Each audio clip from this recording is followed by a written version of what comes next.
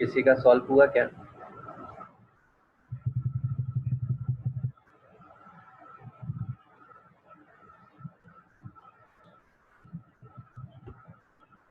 किसी से सॉल्व हुआ?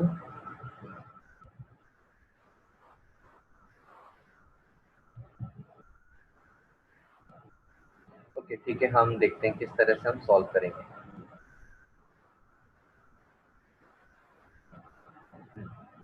तो देखो यहाँ पर हमें दिख रहा है क्या चाहिए, 1+a² + b² इसका मतलब हमें ये समझ में आता है कि 1+a² + b² बनाना होगा और इसको क्या लेना होगा, हमें कॉमन लेना होगा। इसको कॉमन लेना होगा तो हम क्या की करें, तो यहाँ पर हमें क्या दिख रहा है, 1+a² - b² दिख रहा है। प्लस होता तो बहुत अच्छा हो जाता, लेकिन अभी क्या दिया है, माइनस। तो हमें सोचना है इस माइनस को प्लस में कैसे कन्वर्ट करें। हम इधर कुछ देखेंगे, इधर हेल्प के लिए देखेंगे, तो हमें यहाँ 2a भी दिख रहा है, यहाँ -2 भी दिख रहा है, यहाँ 2a भी दिख रहा है और +2 भी दिख रहा है।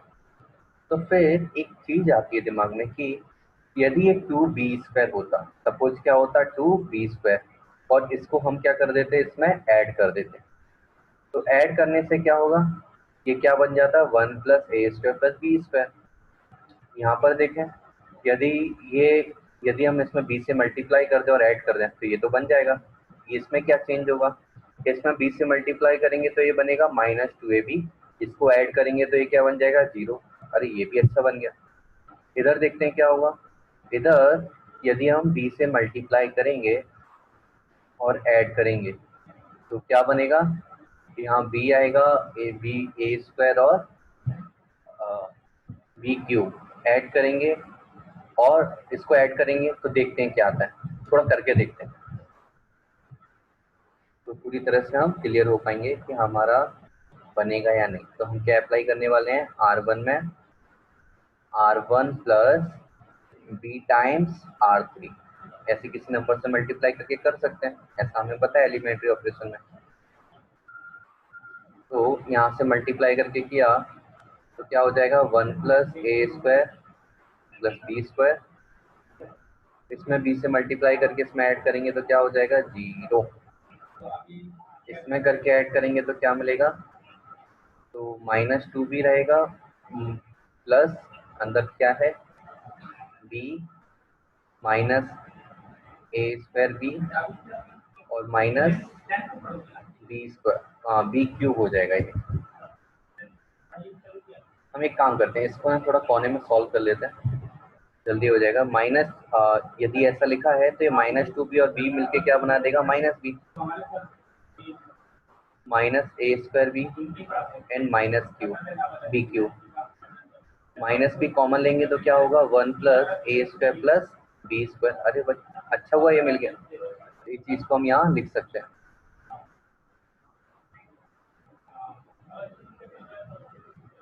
तो -b लिखा हमने, ब्रैकेट में क्या आ गया, 1+a² + b², और ये 2a भी तो एज इट इज रहेगा, ये और यहाँ 2a 2b -2a 1 - a² - b²।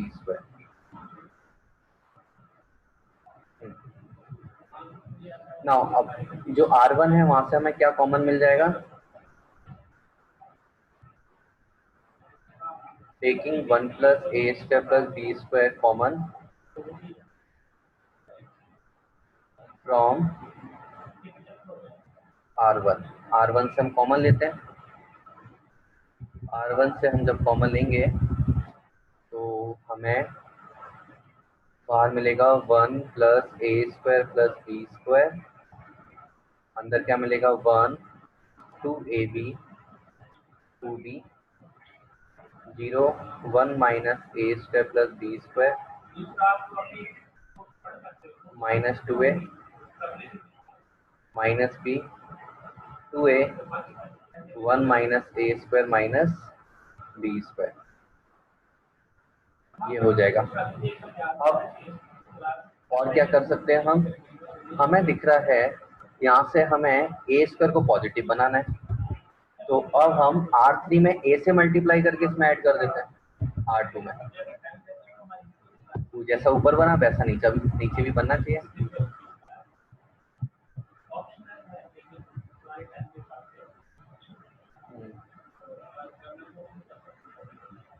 Taking sorry, हमें तो एलिमेंट्री ऑपरेशन करना है। क्या करना था हमें? R2 में R2 माइनस, अब ये माइनस था तो माइनस माइनस प्लस करना पड़ेगा, इसलिए माइनस के माइनस AR3।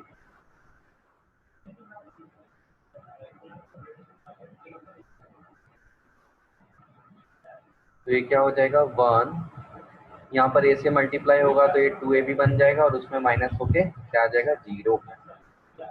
ये A से मल्टीप्लाई होगा तो -2A², उसमें माइनस करेंगे तो +2A² हो जाएगा। प्लस और माइनस A² मिलके बना देगा 1 + A² + B²। इसके ऊपर क्या है 0, यहाँ 2B -2A -B। इसमें A से मल्टीप्लाई करेंगे, इधर कोने में आके सॉल्व कर लेते हैं। 2A माइनस क्या हो जाएगा A -A³ -AB²। 2A minus से A बचेगा, A + A³ + AB²। A common आ जाएगा तो क्या बचेगा 1 + A² + B²। इस चीज को यहाँ लिख लेते हैं, A multiply 1 + A² + B², 1 - A² - B²।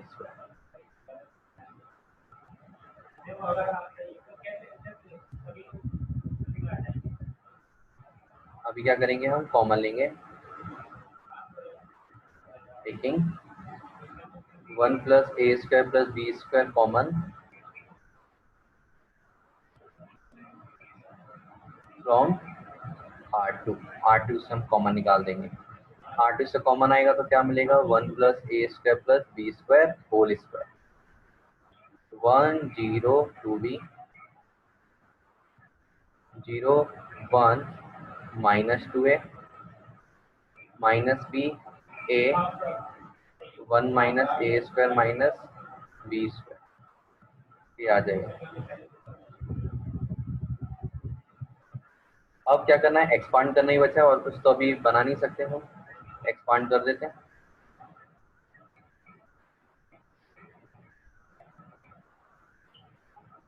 Expand using about, expanding about R1 के अबाउट कर देते हैं। So 1 + A² + B² whole square. R1 के अबाउट जब हम करेंगे तो सॉरी ऐसा है ब्रैकेट 1, अंदर क्या आएगा, ये गया दिस इंटू दिस, तो 1 - A² - B², this into this, और ये माइनस करेंगे तो +A² हो जाएगा। -0 प्लस, तो यहाँ -B, ये जाएगा ये बनेगा तो क्या बचेगा 0 -2B। तो 1 + A² + B² whole square 1 - A², ओ सॉरी यहाँ से सॉरी 2A² था, तो 2A² और -A² मिलके +A² बचेगा -B², और ये मल्टीप्लाई होके क्या आ जाएगा +2B²। तो 1 + A² + B², यहाँ भी क्या मिल गया 1 + A² + A² था।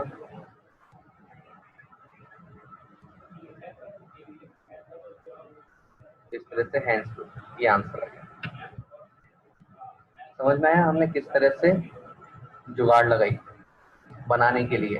1 + A² + B² बनाना था, तो इसके लिए हमने R1 में ऐड किया R3 को, बट B का मल्टीप्लाई करने के बाद, जिससे हमें R1 में 1 + A² + B² मिला, वहां से कॉमन लिया। फिर अब R2 में बनाना, तो R2 में माइनस किया R3 को A का मल्टीप्लाई करने के बाद, अगेन कॉमन आ गया, फिर एक्सपांड कर दिया, तो फाइनल आंसर आ गया। सभी को समझ में आया, कोई प्रॉब्लम तो नहीं है?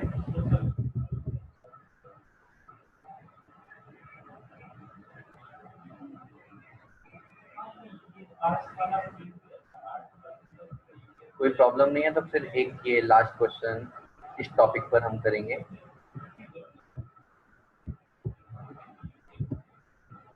इसको ट्राई करो, इसी अभी जो जैसी जुगाड़ की थी ऐसी कुछ जुगाड़ इसमें लगेगी। सोचो क्या हो सकता है।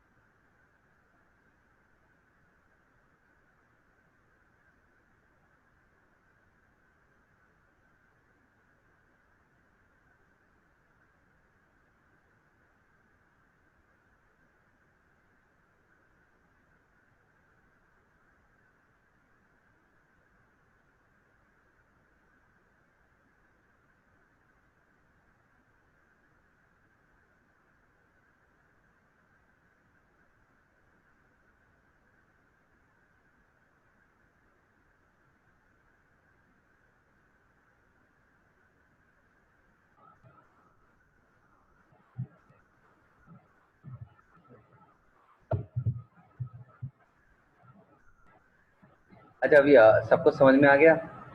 मेरे साथ माइक बंद था, मैं भूल गया था। हमने क्या किया, एबीसी को हमने कॉमन लिया था R1 R2 R3 में से। कॉमन लेने के बाद हमें ये मिला, उसके बाद मल्टीप्लाई किया C1 में A से, C2 में B से, C3 में C से, जिससे हमें ये वाला डिटर्मिनेंट मिल गया। उसके बाद हमने C1 में C1 C2 C3 सबको ऐड कर दिया, और फिर हमें क्या करना था, C1 में से कॉमन लेना था। C1 में से कॉमन लिया, और फिर कॉमन लेने के बाद एक्सपांड कर दो, तो इस तरह से हमारा आंसर आ जाएगा।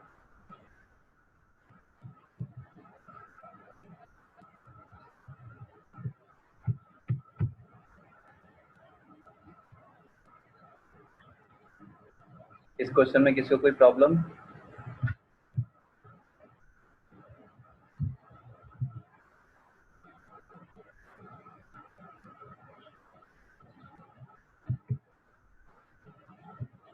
ओके, तो अब सबको elementary operation and property use करना का आइडिया लग गया होगा, किस तरह यूज की जाती है, और हम किस किस वैरायटी क्वेश्चन हम कर सकते हैं। इसमें और भी वैरायटीज हैं, फिर आपके पास RD शर्मा हो उसमें से उसको सॉल्व कर सकते हो।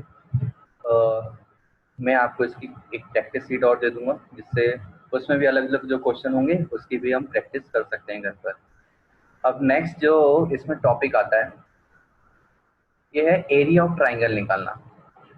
लाइक 10th क्लास में आप लोगों ने एक क्वेश्चन किया होगा कोऑर्डिनेट ज्योमेट्री में। यदि आपको वर्टाइसेस के कोऑर्डिनेट्स दिए जाते थे, ट्राइंगल के वर्टाइसेस से क्या देते थे, कोऑर्डिनेट्स हमें गिवन होते थे, तो कोऑर्डिनेट्स गिवन होने पर एक गंदा सा बड़ा सा फॉर्मूला यूज करते थे। तो फॉर्मूला कैसे, वो याद करना मुश्किल होता था। तो आखिर वो फॉर्मूला कहाँ से आता था? वो आता था मैट्रिक्स से, सॉरी डिटर्मिनेंट से आता था। तो वही फॉर्मूला हमें याद करना है।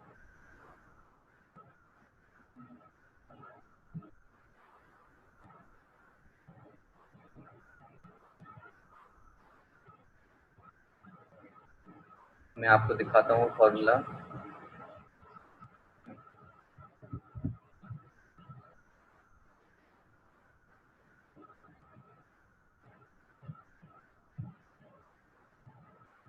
तो एरिया ऑफ ट्राइंगल था, उसमें हमने एज्यूम किया कि जो ट्राइंगल है उसके वर्टाइसेस क्या है, x1 y1 x2 y2 x3 y3। और हमें फॉर्मूला याद किया था एरिया का, क्या, हाफ ब्रैकेट के अंदर x1 into Y two minus Y three, x2 into Y three minus Y one, ये वाला। तो ये आता कहाँ से, ये इससे आता है, हमें इसको याद रखना है। ये इसको याद रख कैसे करना है, तो देखो यहाँ पर तो क्या आते हैं, जो x पहला वाला जो पॉइंट है x1 y1 वो यहाँ पर आ गया, सेकंड वाला x2 y2, third x3 y3 इधर आ गया, और ये जो लास्ट कॉलम बचा, थर्ड कॉलम, इसमें सब में क्या आना है, 1 1 1। और इसका डिटर्मिनेंट ले लेंगे, और बाहर कौन बैठा है हमारा, हाफ, 1/2 से मल्टीप्लाई होता है। ओके, तो ये फॉर्मूला भी याद हो गया होगा, क्योंकि डिटर्मिनेंट्स हम फैमिलियर हो चुके हैं काफी। तो इस पर बेस्ड हम क्वेश्चन करते हैं।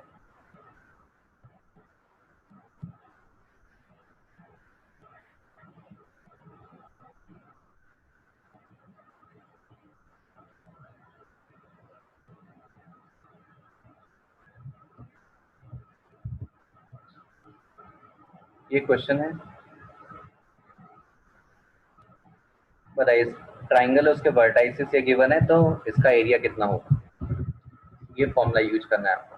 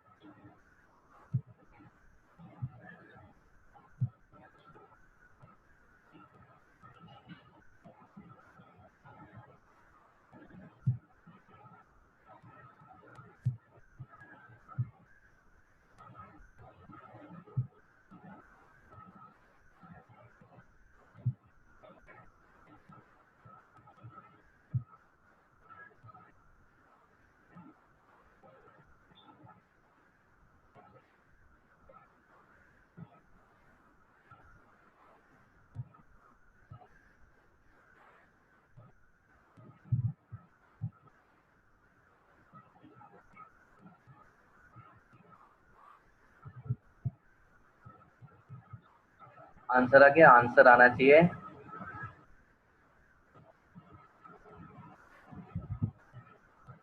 61/2। हाफ से मल्टीप्लाई भी करना है आगे।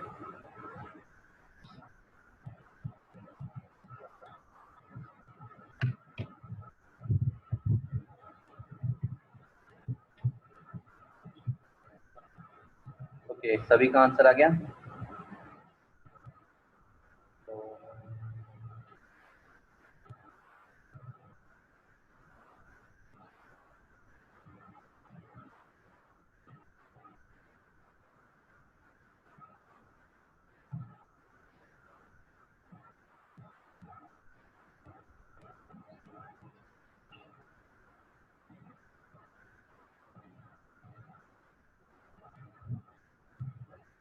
ओके, आ गया। तो फिर ये 2 क्वेश्चंस हैं, इन दोनों के एरिया बताओ जल्दी से।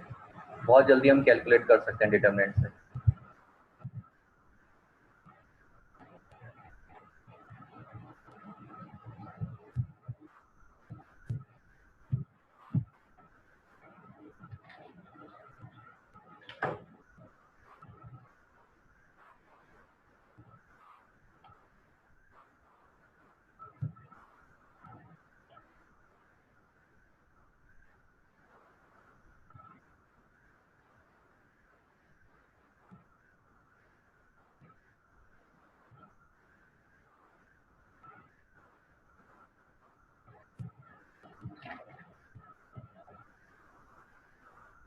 तो फर्स्ट का जो आंसर है ये हमें आना चाहिए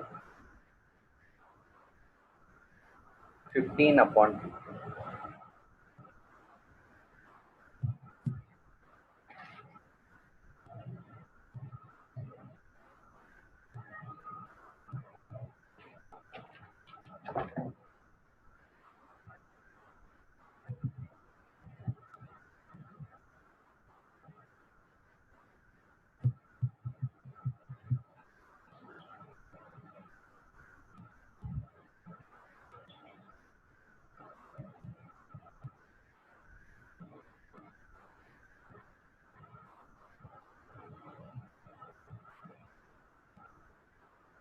सेकेंड का आएगा 47/2।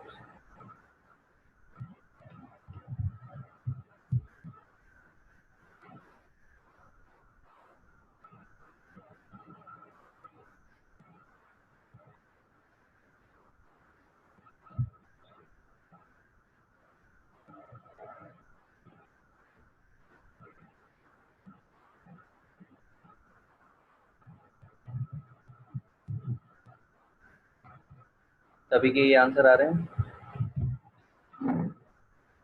किसी का अलग आ रहा है क्या?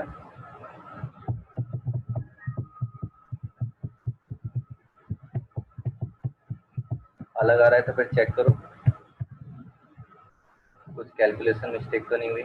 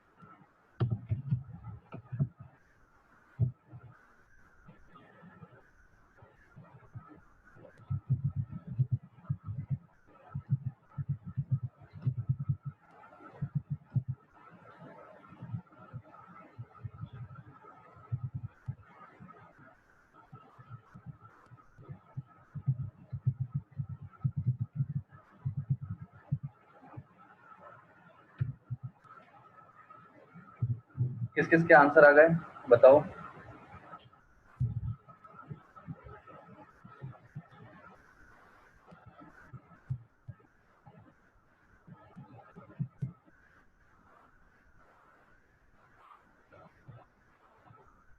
ओके, तो हम नेक्स्ट क्वेश्चन करते हैं।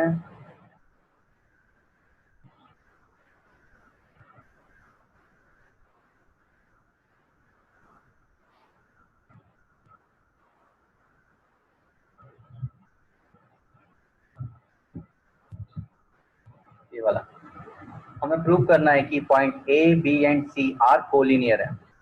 कोलिनियर का मतलब क्या है? ये पॉइंट्स क्या कर रहे हैं, एक ही लाइन में लाई कर रहे हैं। लाइक ए, यहाँ पर बी हो गया और ये क्या हो गया, सी। तो ये कोलिनियर प्रूव करने के लिए हमें सेम फॉर्मूला यूज करना है। तो हम क्या करेंगे, एरिया ऑफ ट्राइंगल निकालेंगे, और एरिया ऑफ ट्राइंगल क्या आ जाए यदि 0, तो हमारा प्रूफ हो जाएगा कि कोलिनियर है। तो एरिया ऑफ ट्राइंगल कैलकुलेट कीजिए, चेक कीजिए क्या आंसर 0 आ रहा है।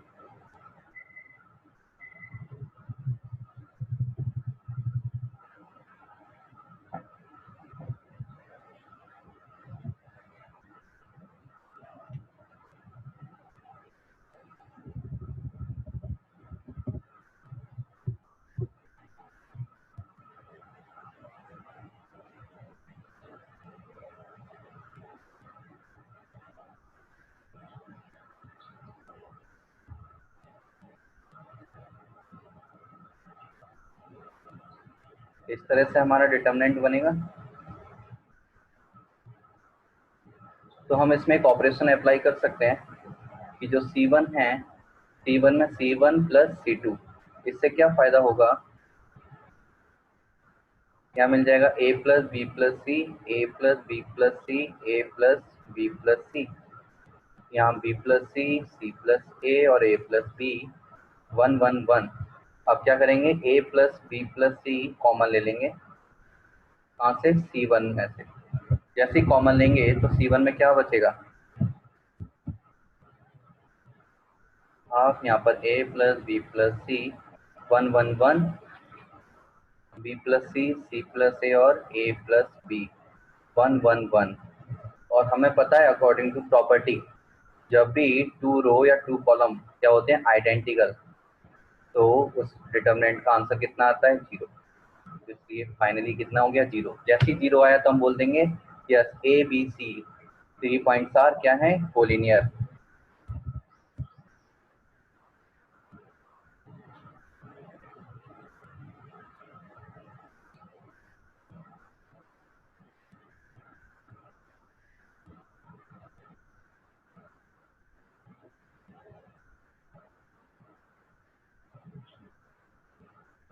अब एक ये इम्पोर्टेंट क्वेश्चन है, ये एग्जाम में आता है, जिसमें हम जनरली गलती कर देते हैं। क्या गलती करते हैं, हमें बोला है find values of K if area of triangle is 4 square units and vertices are. Vertices given है, एरिया भी दिया है, तो हम सिंपल डेल्टा का फॉर्मूला अप्लाई करेंगे, हाफ और वो डिटरमिनेंट वाला, और इज इक्वल टू क्या लिख देंगे, 4। बट हमें याद रखना चाहिए, एरिया ऑलवेज क्या होता है, पॉजिटिव होता है, पर जो कैलकुलेशन हम करते हैं उसमें कभी कभी एरिया नेगेटिव भी आ जाता है। तो नेगेटिव एरिया यदि आ जाता है, सपोज एरिया कभी आ जाता है -4, तो हम उसका क्या कर लेते हैं, मॉडुलस ले लेते हैं, 4 आंसर में लिख देते हैं, क्योंकि एरिया कभी भी हम नेगेटिव नहीं लेते। तो इसलिए यदि एरिया 4 दिया है, तो अभी पता नहीं हम जो कैलकुलेशन करने वाले हैं वो -4 है या +4, इसलिए हमेशा ±4 लेकर वैल्यू सॉल्व करनी चाहिए। ये हाफ और फिर डिटरमिनेंट आएगा। तो यहाँ से जब सॉल्व करेंगे तो हमें के की कितनी वैल्यूज मिलने वाली हैं, के की 2 वैल्यूज हमें मिलने वाली हैं। तो फाइंड कीजिए फर्स्ट केस में, इस फर्स्ट के लिए के की 2 वैल्यूज क्या क्या होंगी।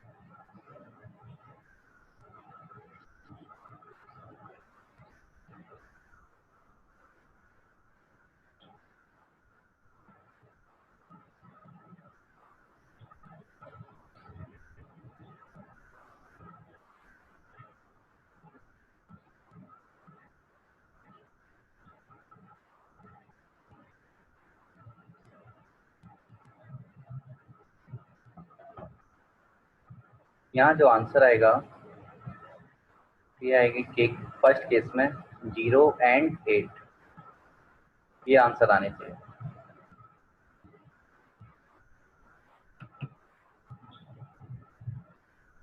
चेक करो ये आंसर आ रहे हैं या कुछ कैलकुलेशन मिस्टेक हुई है।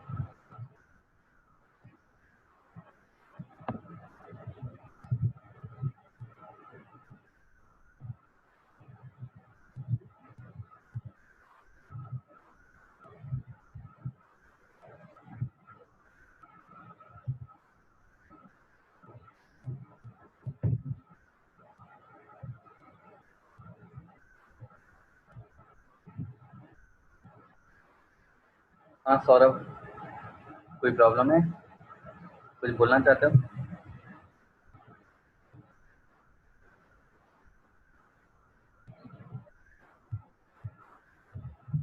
Saurabh, no sir. हाथ ऊपर किया है ना? सर आंसर क्या है? अच्छा आंसर आ सर गया। वो गलती से गया था। ठीक है। Yes sir.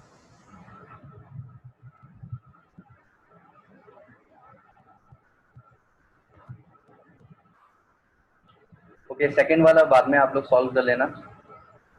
हम एक और क्वेश्चन करते हैं।